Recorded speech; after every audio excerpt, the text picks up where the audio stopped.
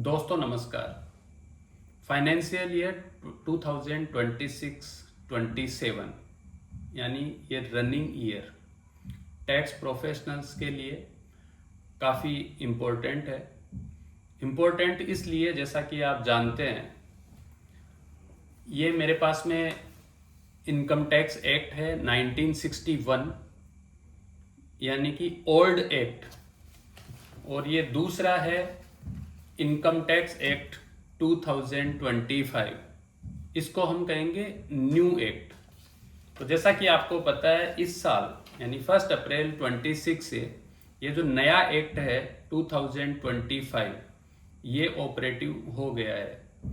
आशा करता हूं कि आप इस ट्रांजिशन फेज में जो सेक्शंस का जो नंबरिंग है या यूँ कहिए कि कंटेंट है, आप उसको अच्छे से स्टडी कर रहे होंगे, और यूँ कहिए कि सारे प्रोफेशनल्स, सारे टैक्स प्रोफेशनल्स इस ट्रांजिशन फेज में थोड़ा सा अपना अलग से वक्त निकाल के और उन सेक्शंस को स्टडी कर रहे होंगे।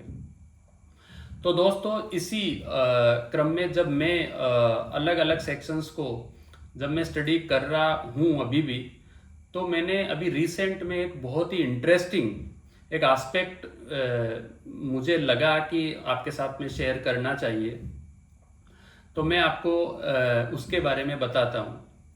जैसा कि आपको पता है कि एमएसएमई को जब पेमेंट किया जाता है और वो पेमेंट अगर डिलेड है तो उसके ऊपर आपको इंटरेस्ट पेमेंट करना होता है अकॉर्डिंग टू एमएसएमई एक्ट 2006।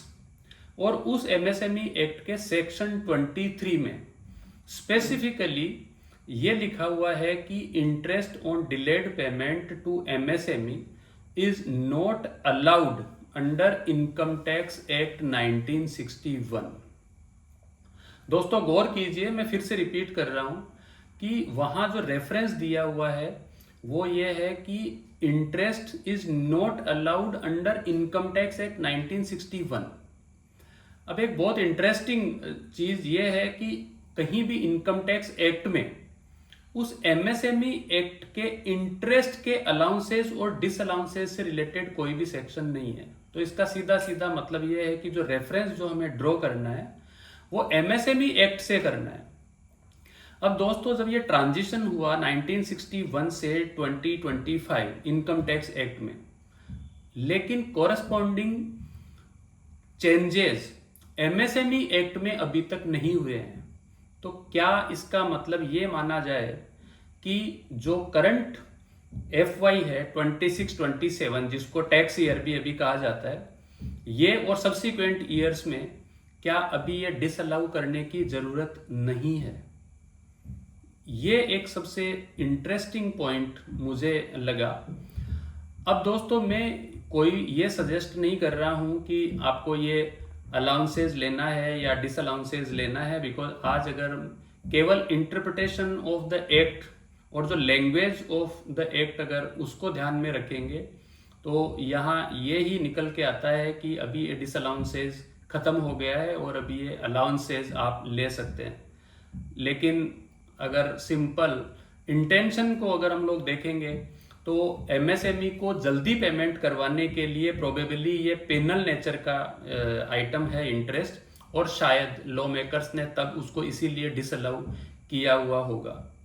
तो दोस्तों, जो ट्रांजिशन फेज की जब मैं बात करता हूं तो मुझे एग्जैक्टली मैं ये नहीं कह सकता हूं कि ये इंटेंशनली आपने ये चीज छोड़ी हुई है या कोरस्पॉन्डिंग चेंजेस अभी एमएसएमई एक्ट में करना बाकी है।